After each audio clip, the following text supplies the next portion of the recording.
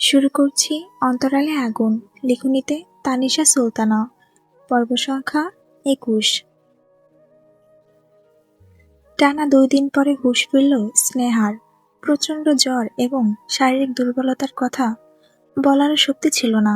প্রথম দিন নিজ কক্ষে পড়েছিল, পরবর্তীতে মন্নু মেডিকেল কলেজ অ্যান্ড হাসপাতালে ভর্তি করানো হয়। অবস্থা খুবই শোচনীয় ছিল। ডাক্তাররাও চিন্তায় পড়ে গিয়েছিলেন। পরবর্তীতে অবস্থার উন্নতি হয়। মীরা, আমিনা, আয়াস এবং আবির স্নেহার সঙ্গে হাসপাতালে ছিলেন। বাকি সবাই মাঝে মধ্যে এসে দেখে গিয়েছে, কিন্তু নূপুর একবারও আসেনি। আসলে তাকে বলাই হয়নি স্নেহার অবস্থা। জানলে অবশ্যই আসতো। অনুর মৃত্যুর খবর স্নেহাকে জানানো হয়নি। মেয়েটা সবে একটু সুস্থ হয়েছে, এখন খারাপ খবর শুনিয়ে আবার অসুস্থ করে দিতে চাচ্ছে না। আয়েশ প্রচন্ড দুষ্ট একটা বাচ্চা, সারাক্ষণ দৌড়াদৌড়ি করতেই থাকে। হাসপাতালে এসেও এক সেকেন্ড স্থির থাকছে না, এখান থেকে ওখানে দৌড়াদৌড়ি করেই চলেছে। যদিও আলাদা একটা কেবিন দেওয়া হয়েছে ওদের, তবুও সেই কেবিনে আয়েশের পোষাচ্ছে না। সে দৌড়ে বেরিয়ে যায় এবং পাশের কেবিনে ঢুকে পড়ে। সেখানে সারি সারি অনেকগুলো সিট রাখা এবং সবগুলো সিটে একজন করে অসুস্থ মানুষ শুয়ে আছে। তাদের পাশে আবার কাছের মানুষরা বসে আছে। আয়েশ ঘুরে ঘুরে সবাইকে দেখে। হঠাৎ তার নজর পড়ে একটা বৃদ্ধ মহিলার পানে। সে দৌড়ে এগিয়ে যায়, মহিলাটির হাত ধরে বলে, দাদু, আমি আয়াস, চিনতে পারছো? আম্মু কোথায়? মহিলাটি শুধু ফ্যাল দৃষ্টিতে তাকিয়ে থাকে, কোনো কথা বলে না। আমিনাও ততক্ষণে চলে এসেছে। আয়াসকে দেখতে না পেয়ে তার কলিজাটাই উড়ে যাচ্ছিল। আয়াস, তুমি এখানে চলে এসেছো কেন?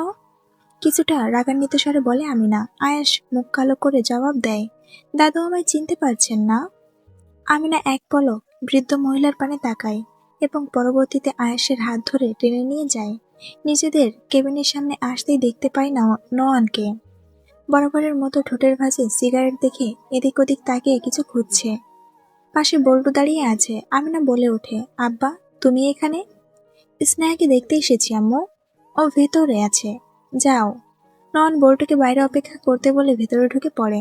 আঁখি পল্লব বন্ধ করে শুয়ে আছে স্নেহা, চোখের পাপড়ি ভেজা, কর্নিশ বেয়ে অশ্রুকণা গড়িয়ে পড়ছে। ফর্সা মুখখানা শুকিয়ে গিয়েছে, হাতে ক্যানেলা। মাথার উপরে সাদা রঙের সিলিং ফ্যান ধীর গতিতে ঘুরছে। নয়ন স্নেহার মুখ পানে তাকিয়ে তাকিয়ে সামনে এগোয় এবং টুল টেনে বসে। দুর্বলতায় নেতিয়ে পড়া স্নেহা পিটপিট করে চোখ খুলে নয়নের মুখ পানে তাকায়। লোকটার উপস্থিতিও বুঝে গিয়েছিল। বুঝবে না? বিগত 15 বছর যাবৎ উচ্ছৃঙ্খল এই মানুষটাকেও ফিল করতে পারে। শত শত মাইল দূরে থেকেও তার ভালো থাকা খারাপ থাকা সবটাই বুঝে ফেলে। আর এখন এত কাছে এসেছে, বুঝবে না? নয়ন সিগারেটের ধোঁয়া ওড়াতে ওড়াতে ডান হাতখানা এগিয়ে স্নেহার মাথায় রাখে। আলতো স্পর্শে চুলে বিলি কেটে দিতে থাকে। প্রথম স্পর্শ, একটা স্বপ্ন পূরণ। স্নেহা খুব করে চাইতো এই মানুষটা তাকে স্পর্শ করুক, মাথায় হাত বুলিয়ে একটু আদর করে দিক, একটুখানি মায়াভরা দৃষ্টিতে তার দিকে তাকাক। ভালো নাই বা বাসলো, একটু দয়া করুক।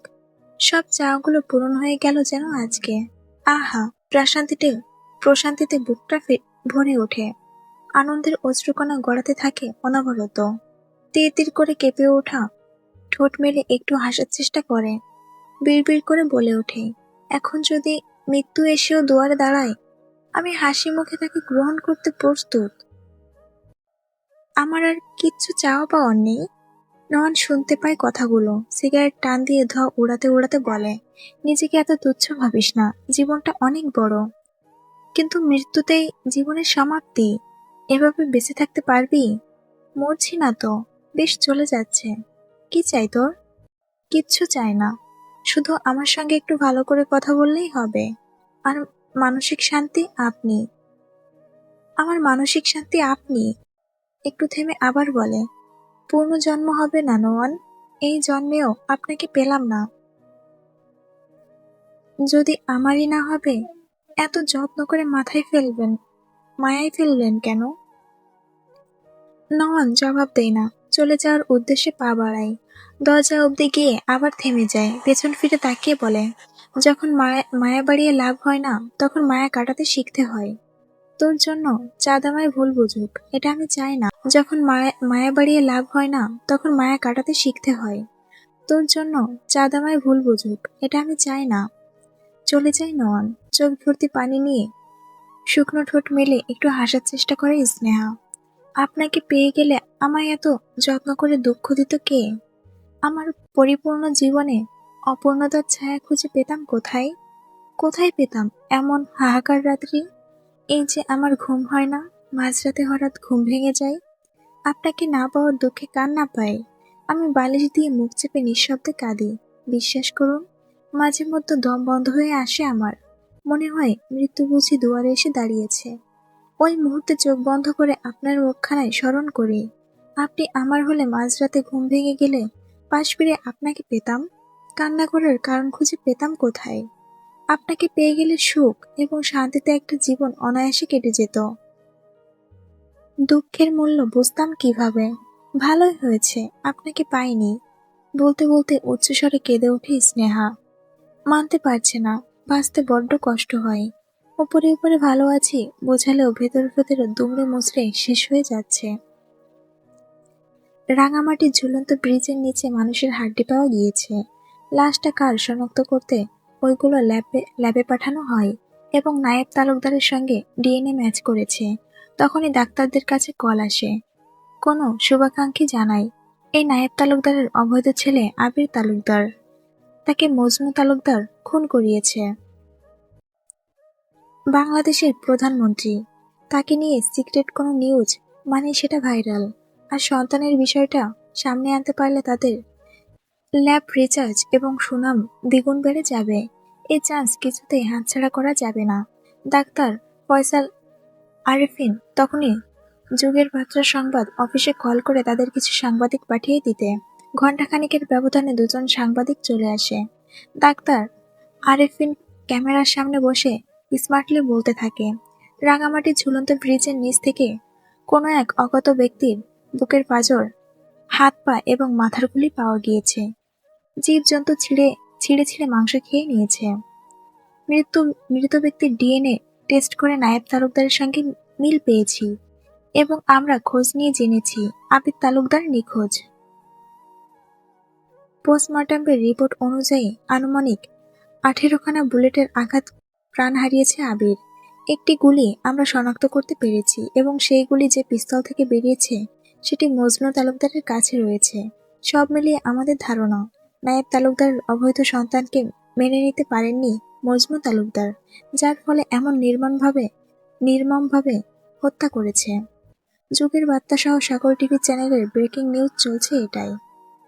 নায়েব তালুকদার অলক্ষীন দৃষ্টিতে তাকিয়ে থাকে টিভির স্ক্রিনে।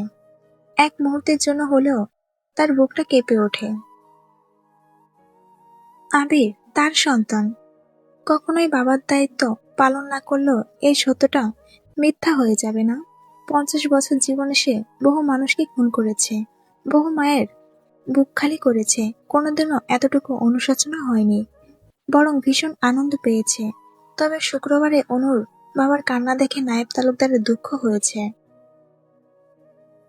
বাবার কাঁধে সন্তানের লাশ বড্ড ভারী লাগে। রাজনীতি ভীষণ খারাপ, আর বাংলাদেশে অসুস্থ রাজনীতি শুরু করেছেন তিনি। কর্মফল বেঁচে থাকলে ভোগ করে যেতে হয়। সেসব সহ্য করে নিতে পারবে গোটা দুনিয়া ধ্বংস করে দিতে পারবে, কিন্তু নায়েবের গায়ে একটা ফুলের টোকাও সে মেনে নিতে পারবে না। তার সন্তানের কিছু হওয়ার আগেই সেই মরে যাবে। আবিরের বেলায় কোনোদিনও ও তার ভাবনা এমন ছিল না।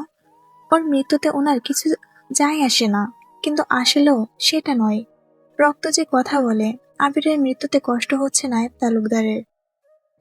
সেই দিন মজনু তালুকদার চলে আসার পরে বুঝতে পেরেছিল নন সেখানে যাবে।